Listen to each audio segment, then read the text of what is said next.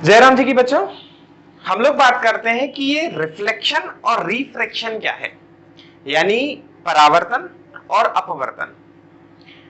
ये दोनों जो बात होने वाली है ये हम लोग लाइट के टॉपिक से ले रहे हैं, यानी हम लोग ऑप्टिक्स की बात करने वाले हैं। तो समझने की कोशिश करना कि जो रिफ्लेक्शन है वो बच्चों एक ही मीडियम में होने वाला है, यानी हम जिस एक माध्यम में हैं उसी एक माध्यम में रिफ्लेक्शन होगा, यानी परावर्तन। और जो रिफ्रैक्शन है उसके लिए हमेशा दो माध्यम चाहिए पड़ते हैं, यानी एक माध्यम से जो लाइट रे है वो आएगी और वो दूसरे माध्यम में जब चली जाएगी तो रिफ्रैक्शन यानी अपवर्तन होने वाला है। अब हम लोग बारी बारी से दोनों को समझते हैं। पहले हम लोग बात करते हैं कि ये रिफ्लेक्शन क्या है।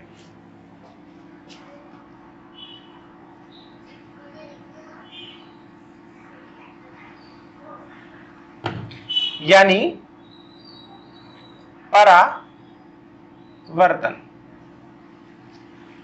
जैसे मैंने आपसे बोला कि हम लोग एक ही मीडियम में रहने वाले हैं, मतलब सपोज दैट ये एक सरफेस है, स्मूथ सरफेस है। ये जरूर याद रखना, सरफेस जितना स्मूथ होगा रिफ्लेक्शन उतना अच्छा होगा। और हम लोग यहाँ अगर मिरर यूज करेंगे तो द बेस्ट।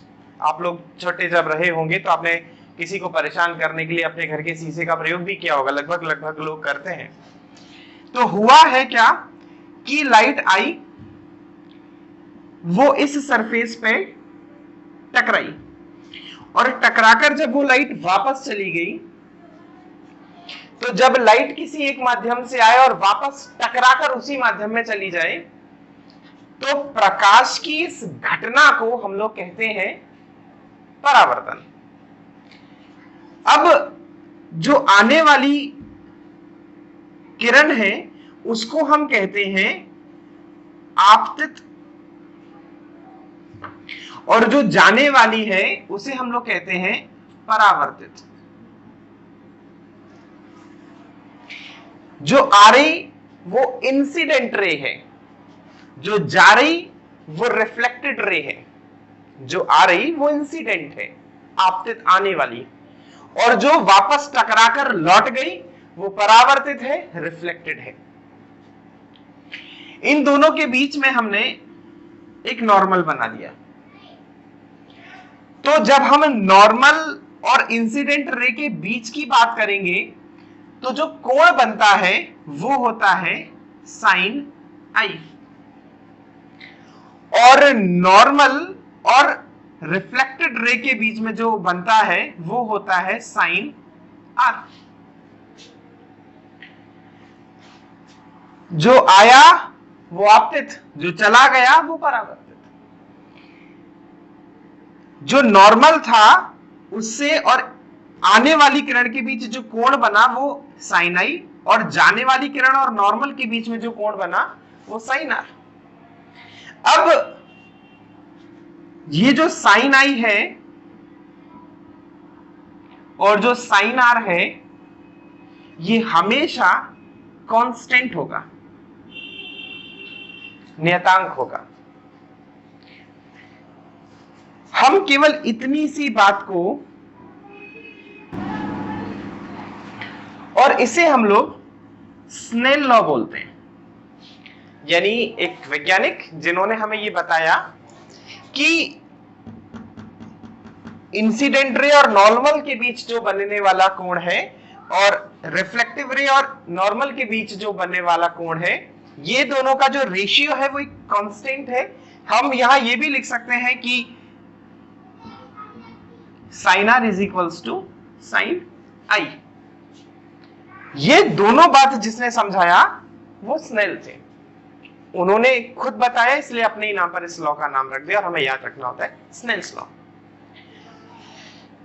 अब जब हम लोग क्रिकेट खेलते हैं तो आप देखते हो कि जिस एंगल से हम बॉल जमीन पर पटकते हैं उतना ही एंगल बनाती हुई बॉल निकल जाती है। अगर सरफेस स्मूथ है तो, अगर सरफेस स्मूथ नहीं है, ऊबड़ खाबड़ है, तो एंगल भी चेंज हो जाएगा, बॉल जिस डायरेक्शन में फेंकी है वो डायरेक्शन भी थोड़ा सा चेंज हो जाएगा।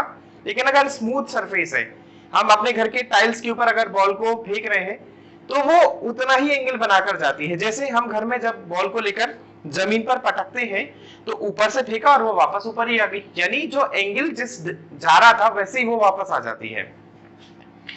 तो यही साइन आई और साइन आर हमें बता रहा कि जो कोण बनेगा वो दोनों केस में बराबर होगा। इसको हम लोग बोलते हैं रिफ्लेक्शन। अब हम लोग बात करते हैं रिफ्रैक्शन की।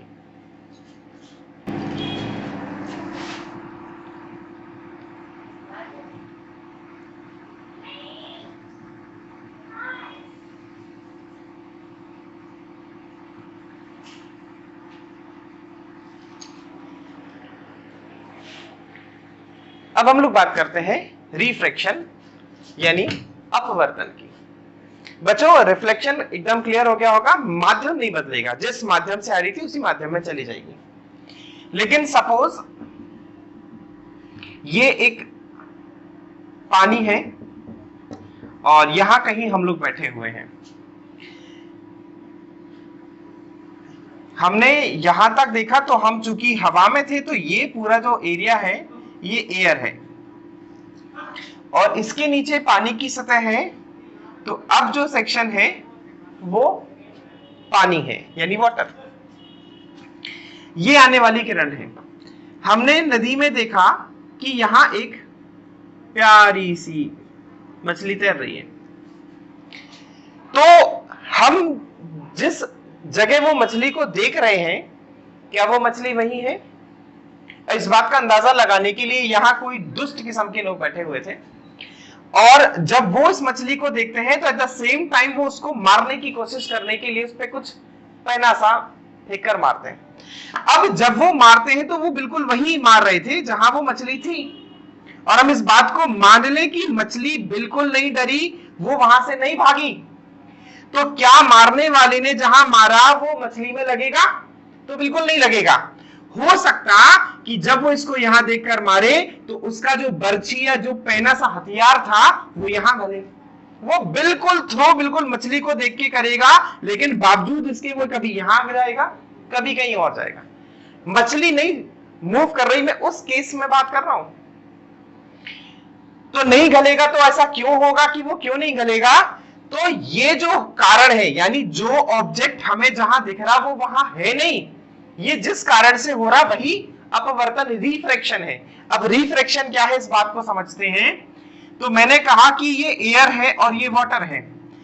जब आने वाली रे, इंसिडेंट रे, आपतित किरण किसी दूसरे माध्यम में प्रवेश करे, या तो वो टुवर्ड्स द नॉर्मल हो जाए या फिर वो फार फ्रॉम द नॉर्मल हो जाए।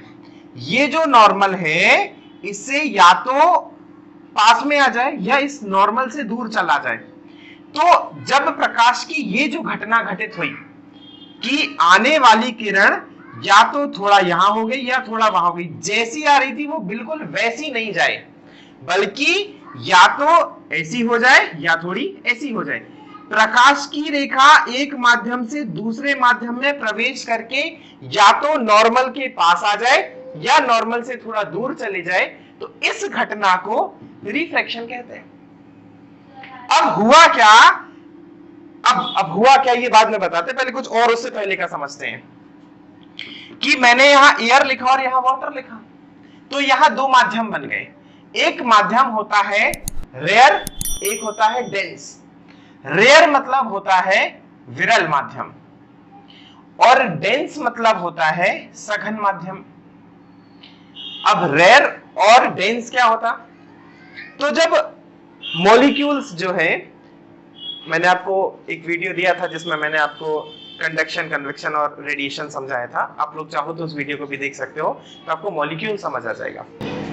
तो वो जो मॉलिक्यूल्स वाला वीडियो मैंने आपको दिया था, आप उस वीडियो को देख सकते हैं, लिंक आपके डिस्प्ले पर डिस्प्ले हो रहा होगा इस टाइम।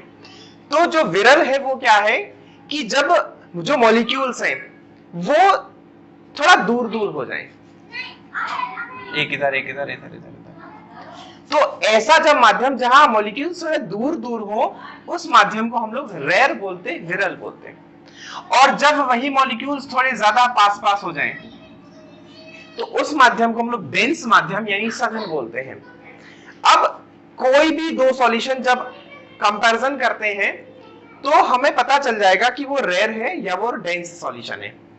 जैसे अगर मैं आपसे कहूं कि आप एक गिलास में पानी ले लीजिए और फिर मैं आपसे कहूं कि एक दूसरे गिलास में आप लोग कोई भी शरबत ले लीजिए, शरबत लाइक लस्सी, तो लस्सी और पानी का जब हम कॉम्बिनेशन करते हैं तो लस्सी गाढ़ी होती है। जब लस्सी गाढ़ी है तो लस्सी सघन है यानी डेंस है, और पानी विरल है यानी रेयर है, उसके मॉलिक्यूल्स थोड़े दूर दूर है, लस्सी के मॉलिक्यूल्स थोड़े पास पास है। अच्छा, नॉर्मल लस्सी और मैं आपसे कहूं शहद, तो जो लस्सी थी वो पानी के कंपैरेटिवली डेंस थी, लेकिन जो शहद है वो लस्सी के कंपैरेटिवली डेंस है। यानी जो जितना गाढ़ा हो जाएगा वो उतना डेंस मीडियम होगा, उतना सघन माध्यम होगा, और जो जितना पतला होगा वो उतना विरल माध्यम यानी रेयर मीडियम होगा। तो आप मुझे बताओ प्यारे बच्चों, हवा और पानी में से किसके मॉलिक्यूल्स पास होते हैं? तो ये तो वही वाला बात हो गई जो मैंने आपको लास्ट वीडियो में दिया था कि वाटर के मॉलिक्यूल्स पास होते हैं जबकि गैस के मॉलिक्यूल्स दूर होते हैं, और हवा एक गैस है। तो जब इसके मॉलिक्यूल्स पास होंगे तो ये जो नीचे वाला माध्यम होगा ये सघन माध्यम हो जाएगा, और ऊपर वाला माध्यम जो होगा वो विरल माध्यम होगा। विरल यानी रेयर, सघन यानी डेंस। तो आप हमेशा याद रखिए, जब भी आने वाली किरण रेयर मीडियम से डेंस मीडियम में जाती है तो टुवर्ड्स द नॉर्मल, नॉर्मल के पास आ जाती है। कब? जब पतले से थोड़ा गाढ़े में गई, यानी ऊपर पानी था नीचे शहद था, तो जब नीचे वो रेखा जाएगी तो वो थोड़ा नॉर्मल के पास आ जाएगी। नॉर्मल के पास आने का मतलब हो गया जो ऑब्जेक्ट यहां होना चाहिए वो ऑब्जेक्ट यहां से आ जाएगा। और जब ये ऐसा हो जाता कि यहां डेंस होता यहां रेयर होता, दूसरे केस की बात कर रहा हूं मैं, वाटर की जगह कोई दूसरा सॉल्यूशन ले लो जो डेंस है कंपैरेटिवली, जो नीचे जा रहा है उस मीडियम के, तो जब डेंस टू रेयर जाएगी तो वो नॉर्मल से थोड़ा सा दूर हो जाएगी, यानी हमें ऑब्जेक्ट जहां होगा वहां से थोड़ा दूर दिखाई देगा। तो जो मैं पहले आपको बात बता रहा था कि मैं यहां कहीं बैठा था, यहां खुला आसमान, नीचे एक नदी, और उस प्यारी सी बहने वाली पवित्र नदी में एक बहुत सुंदर सी मीन तैर रही है, मीन मछली को बोलते हैं, और कोई दुष्ट व्यक्ति जो उसका भक्षण करना चाहता है जब उसे मारने का प्रयास करेगा, अगर मछली नहीं भी हटती है तो वो उसको नहीं मार पाएगा। क्यों नहीं मार पाएगा? क्योंकि वहां फिजिक्स का एक नियम लग जाएगा। कहने का तात्पर्य मछली को मारने के लिए भी पढ़ा लिखा होना चाहिए। अच्छा, अभी एक दूसरी बात करते हैं। ऐसे हम लोगों को बहुत सारे उदाहरण मिलते हैं, जो मैंने अभी आपको एक मछली का उदाहरण दिया। आप लोग मेला में जाते हो तो वहां पे लोग पैसा कमाने के लिए एक बाल्टी लेते हैं ऐसे लोग, उसमें एक सेंटर बना देते हैं, नीचे ही भरा होता है, उसमें यहाँ पानी भरा होता है। फिर बच्चों को बोला जाता है कि कोई भी कॉइन या कोई भी चीज अगर आप इसके अंदर डाल लेते हो तो आपको फलाना इनाम मिल जाएगा। और लोग बाग बोलते हैं ये तो सहज है, और वो प्रयास करते हैं, लेकिन वो प्रयास सफल नहीं होता। वो प्रयास सफल यही नहीं इसीलिए नहीं होता क्योंकि हमें वो जहां दिख रहा वो वहां है ही नहीं। तो हम खूब बिल्कुल इसके ऊपर आके सिक्का डालेंगे, लेकिन वो सिक्का कहीं और चला जाएगा। फिर एक और उदाहरण आपको मिलता है कि ग्लास भरे पानी में अगर हम पेन पेंसिल या किसी भी छड़ को डालते हैं तो वो टेढ़ी नजर आने लगती है। उसका भी कारण यही है। और मुझे पता है कि मेरे बचपन की घटना है, मैं कभी गुड़गांव गया था तो मैं अक्षरधाम मंदिर गया था, वहां पे भी कुछ ऐसा ही था कि उन्होंने एक बढ़िया सा पौंड बनाया और उसमें भगवान के चरणा बने हुए हैं और इसमें पानी भरा हुआ है, और लोग का तो यही काम है कि वो उन चरणों के ऊपर सिक्के डालने की कोशिश करते हैं। अब चूंकि वो चरण जो है वो पानी में है तो सिक्का भले ही उसके ऊपर डालने का प्रयास किया जाता है, लेकिन वो सिक्का वहां नहीं जाता है। तो पानी के अंदर जब कोई चीज बनी हो और हम वहां इमेज जहां करते हैं वो वहां नहीं होकर थोड़ा इधर उधर हो जाती है। क्यों? क्योंकि अगर वो रेयर टू डेंस है तो टुवर्ड्स द नॉर्मल, और अगर वो डेंस टू रेयर है तो फार फ्रॉम द नॉर्मल। प्रकाश की इस घटना को हम लोग अपवर्तन कहते हैं, यानी रिफ्रैक्शन कहते हैं। और रिफ्लेक्शन के उदाहरण मैंने आपको नहीं दिए, लेकिन कोई भी चीज जो प्रकाश जाने पर वापस आपको दिखाई दे, वही प्रकाश जो टकरा कर लौटा है, तो वो रिफ्लेक्शन है। जैसे हमारा खुद का इमेज हमारे दर्पण पर बन जाना, जब हम लोग कॉम्ब करते हैं यानी अपने बाल काट रहे होते हैं अथवा कुछ भी सज रहे होते हैं अथवा कपड़े पहन रहे होते हैं, तो जो सामने इमेज दिख रहा है वो रिफ्लेक्शन की वजह से हो रहा है। और इसमें एक और वर्ड आता है टोटल इंटरनल रिफ्लेक्शन, पूर्ण आंतरिक परावर्तन। तो ये बड़ा प्यारा है बच्चों। ये क्या होता है, इसको हम लोग बहुत बार अपने जीवन में देखते हैं। हम लोग हाईवे पर जा रहे होते हैं और हमें कहीं दूर नजर आता है कि उस हाईवे पर पानी सा है, लेकिन जैसे हम उसके पास जाते हैं और वो पानी बिल्कुल नहीं होता है, वहां तो हाईवे ही होता है। तो जब जब हमें दूर हाईवे पर दोपहर के समय पानी नजर आए, तो वो पानी नहीं होता, बस वो टोटल इंटरनल रिफ्लेक्शन की वजह से इतना चमकदार सतह बन जाती है कि हमें वो पानी जैसा प्रतिबिंब बनाकर देता है और हमें लगता है वहां पानी है। हम जब छोटे थे तो हम लोगों को बताया जाता है कि रेगिस्तान में मृग मरीचिका बनती है। तो वो जो मृग मरीचिका है वो यही है कि कहीं सुदूर जाने पर जब उसमें पानी का आभास तो हो लेकिन वहां पानी नहीं हो, तो ये जो ऐसा कारण बनता है, ये कारण है टोटल इंटरनल रिफ्लेक्शन का। हीरा क्यों चमकता है, इसमें भी जब अगर आपका ये क्वेश्चन आता है तो हीरे का चमकने का कारण भी टोटल इंटरनल रिफ्लेक्शन ही होता है। होप्स आपको रिफ्लेक्शन और रिफ्लेक्शन समझ में आ गया होगा। फिर भी कोई डाउट हो आप कमेंट सेक्शन में आ सकते हैं। आप लोग कमेंट जरूर करिए मेरे वीडियोस पर, आपको जैसा भी लगता है, अच्छा लगता है तो, नहीं लगता है तो क्या गड़बड़ है आप बताइए, हम आपको वो सारी बातें भी प्रोवाइड करेंगे जो आपको समझ में नहीं आती है। जय राम जी की बच्चों।